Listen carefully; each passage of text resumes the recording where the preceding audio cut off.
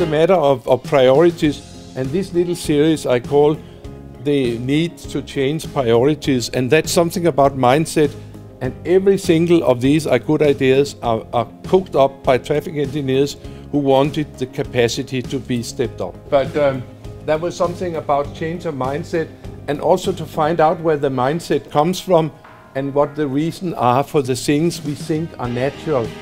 They may not be natural. We kind of drive it home early on in the early education period. Eventually, it'll take time. Like, it didn't happen overnight in Amsterdam or in New York or someplace like that, but it'll eventually get there. If you do not know a place well, if you are always sitting in a car, then you don't really see your neighborhood. And over time, if you do that every day, then you lost touch with your neighborhood. But if you're on a bicycle or you are walking in the neighborhood area, then you have a much better sense of where you live. And I think there is obviously a groundswell here.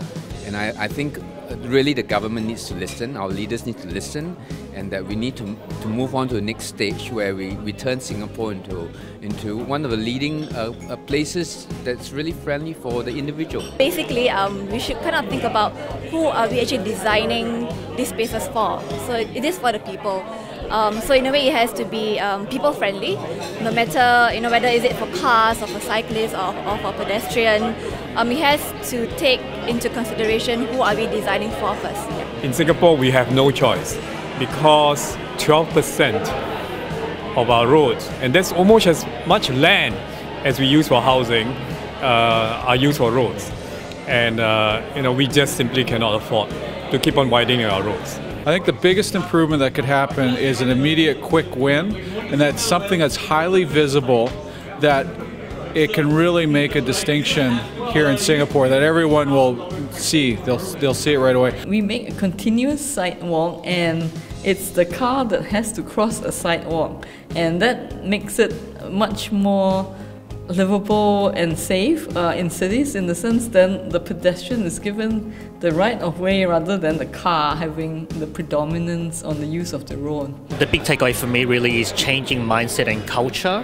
When we look at how the cyclists integrate with pedestrians, with traffic, and the way that Singapore's been designed is very car-centric.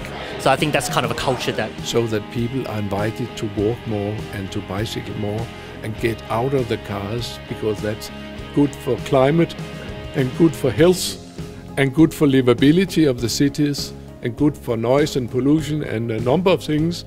So for God's sake, go in that direction instead of putting in more and more traffic.